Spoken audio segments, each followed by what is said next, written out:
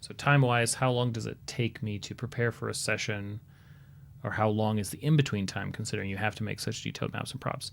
I don't have to. I like to sometimes. I like to even often. But, you know, obviously, like, so I've gone through phases before, right, where I'll think, like, I want to delay this encounter because I really want to make this other thing. And it took some time to sort of come to terms with that being kind of a really bad DM philosophy. And so I've tried to improve on that. It's still difficult sometimes if something in my mind is like, hey, I want this to be really awesome. But also, that's my standard, right? That's what I want to do. It's still awesome for the party. It's still a fun game to play.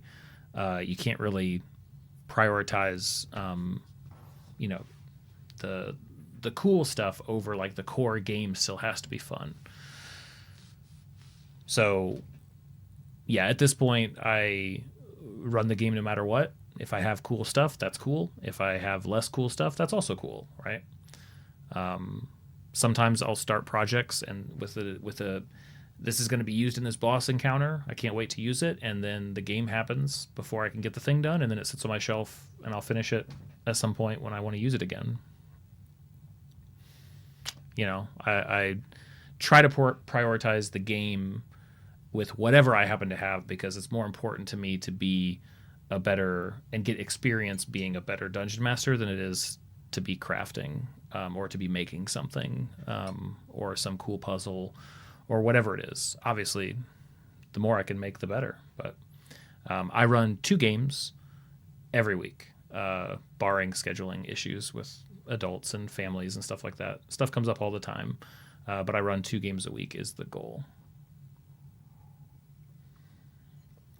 So there's most of the things that I ever run I don't have terrain for.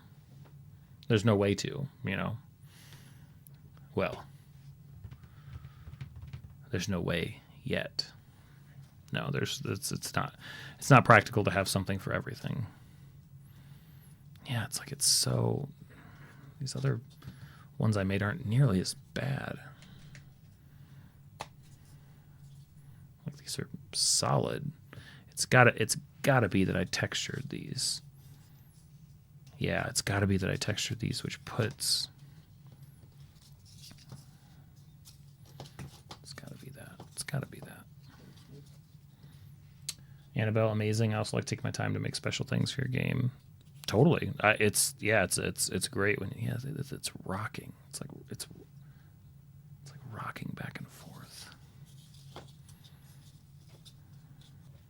Made this so much harder on myself by doing it this way.